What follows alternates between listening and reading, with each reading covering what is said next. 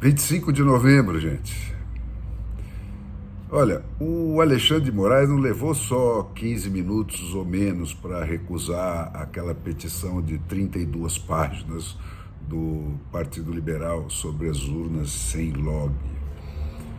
Ele já tinha decidido o que fazer sobre isso, pelo menos desde março de 2019, quando ele decidiu chutar a lei e a Constituição para escanteio, né? E acionado pelo Zé Antônio Dias Toffoli, aquele advogado do PT elevado a ministro do Supremo Tribunal Federal, abriu seu famigerado processo do fim do mundo. Desde então, ele responde a qualquer inquirição sobre o seu comportamento ou a qualquer ato que se desvie da verdadeira conspiração golpista que está em curso no Brasil, exatamente do mesmo jeito.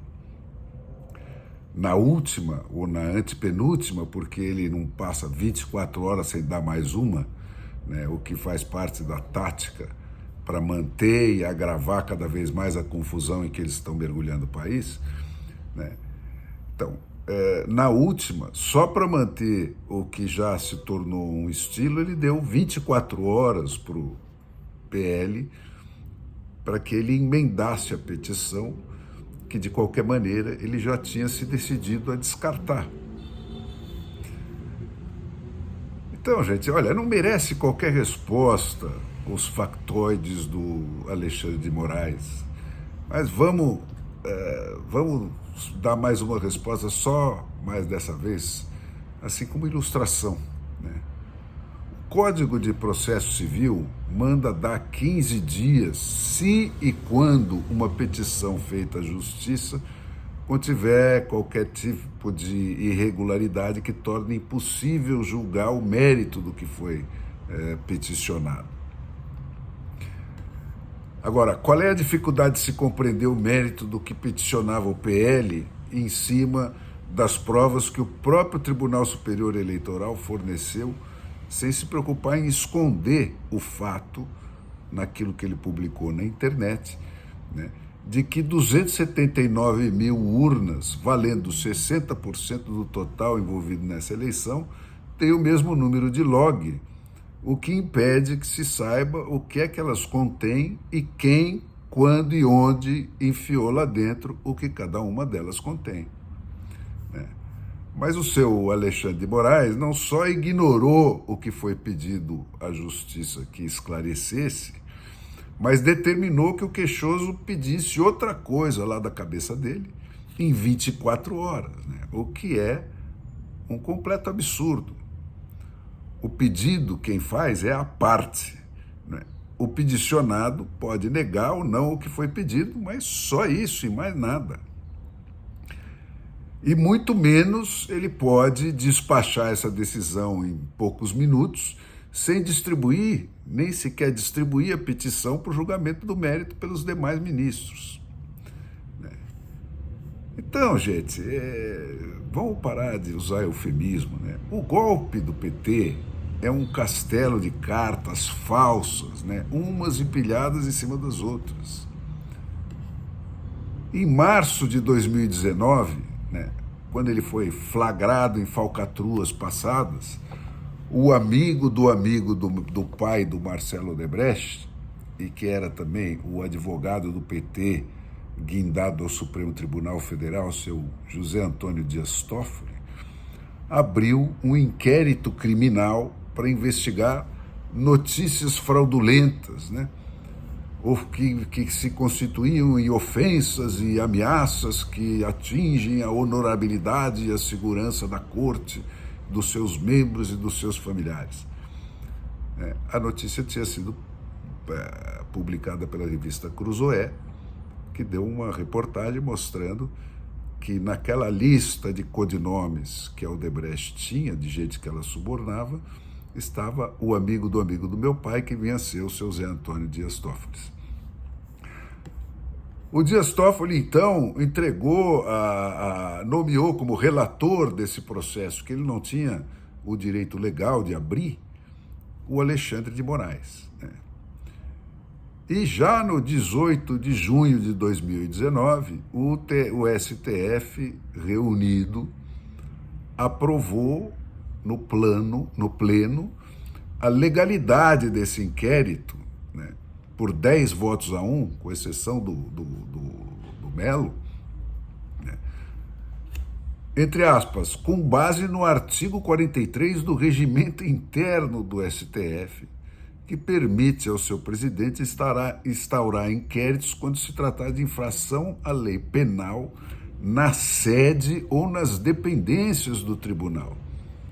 Aí ele pode funcionar como polícia do tribunal, do prédio do tribunal, e abrir um inquérito. Foi isso que eles alegaram para justificar esse inquérito, embora a denúncia tivesse sido publicada pela revista Cruzoé, com sede a mais de 2.000 quilômetros da sede do Supremo Tribunal Federal. Desde então, gente, esse factoide mal ajambrado, nas mãos sempre ávidas do Alexandre de Moraes, se transformou no coringa do golpe. Não tem base nenhuma na lei, nem muito menos na Constituição, não tem nenhuma legitimidade para existir ou para agir, mas é com ele que se pune exemplar e sumariamente, com penas que não estão nem na lei, né? Principalmente qualquer pessoa que exija o cumprimento da lei, né?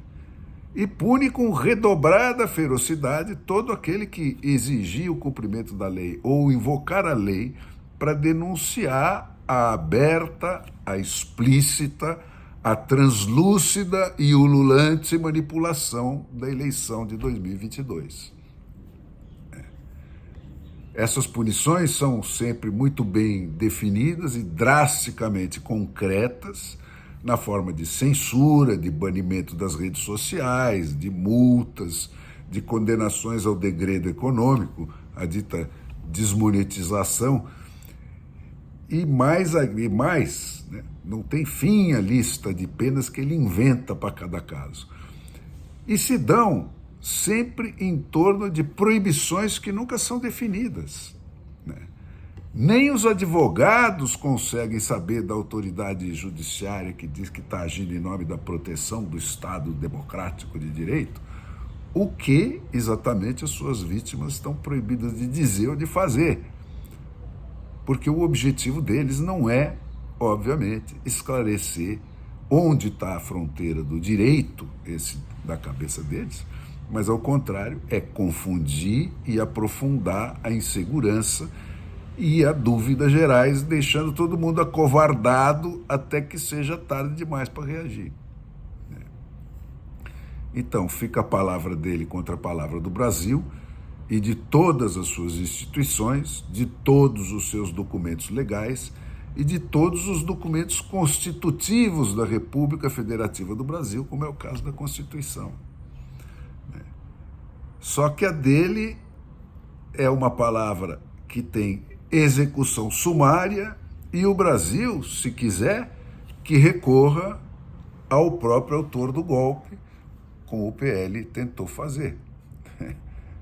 Então, essa mecânica da chantagem a que o PT tem submetido o país, né, cumprindo à risca um projeto que foi estudado, detalhado e anunciado no Foro de São Paulo, que o Lula criou com o Fidel Castro, né? É isso que está acontecendo. E isso, gente, não é sério, não é democrático e não é honesto. E o silêncio dos advogados e dos juristas sobre essas aberrações é o elemento mais assustador desse golpe. O indivíduo que sozinho, ou pior ainda, pela imprensa, se aproxima da vítima dessas porradas que o Leviatã dá, estrebuchando no chão para chutar essas vítimas, dá um testemunho do seu caráter. Eu não me permito fazer isso porque eu não sou um filho da puta, né? Mas a reação que conta é a que pode vir das instituições. No Congresso, o poder eleito está se esboçando e avançando com um vigor animador a única reação efetiva possível contra esse golpe, que é a CPI do abuso de poder proposta pelo deputado Marcel Van Hatten, que potencialmente tem poder para reformar até a Constituição para pôr o STF no seu devido lugar, né? E ele conseguiu, em 2 dias, 181 assinaturas, 10 a mais que as necessárias para a instalação dessa CPI. Tá certo, uma CPI pouco vai poder fazer nos poucos dias de mandato que restam para essa legislatura. Mas a iniciativa é uma importante tomada de posição que sinaliza que coisa muito mais forte pode vir de um Congresso que o eleitorado montou bem mais poderoso, não propriamente à direita, mas contra esse golpe que já ia bem longe no momento da eleição. Foi contra ele que os eleitores elegeram maciçamente uma Câmara e um Senado muito mais à direita e muito mais alinhados contra esse tipo de ação do PT e companhia. O Congresso, gente, com o povo por trás, é a única força que pode reverter golpes ou até interditar governos eleitos.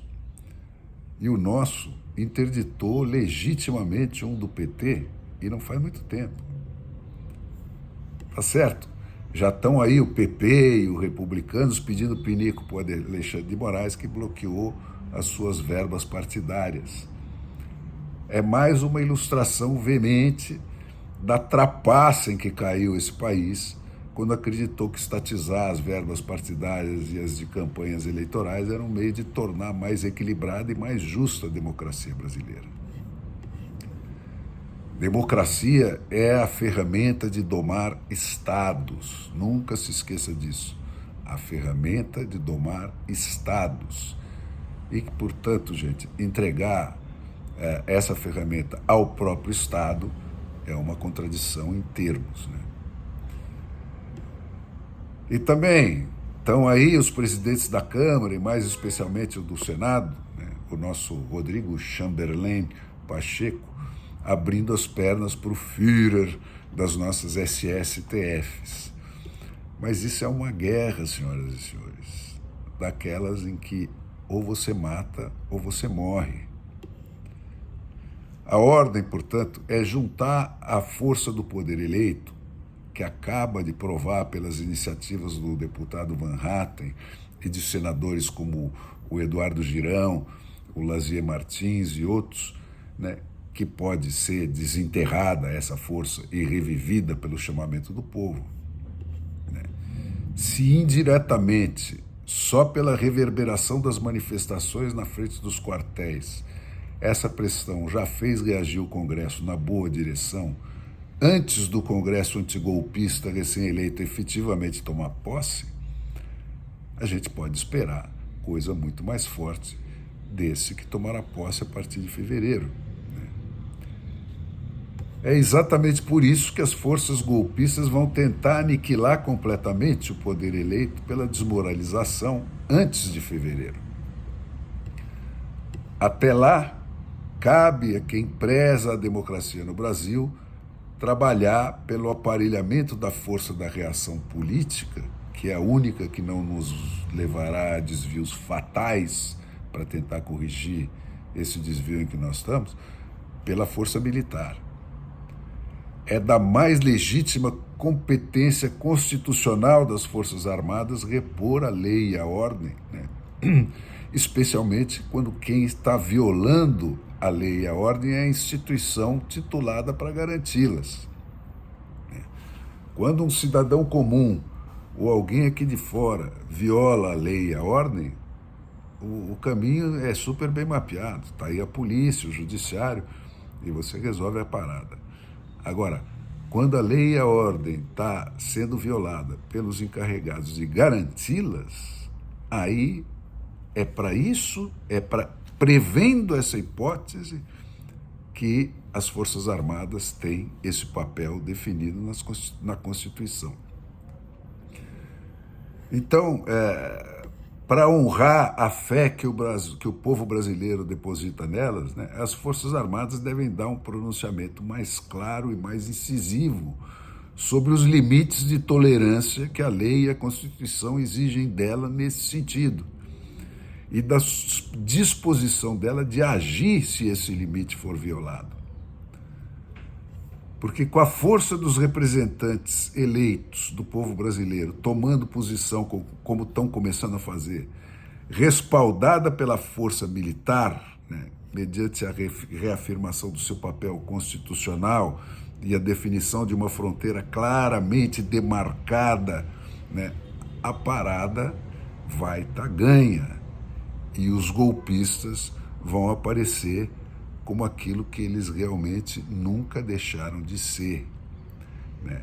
Meros tigres de papel que falam alto, mas são muito fáceis de domesticar por um Brasil que é infinitamente maior do que eles.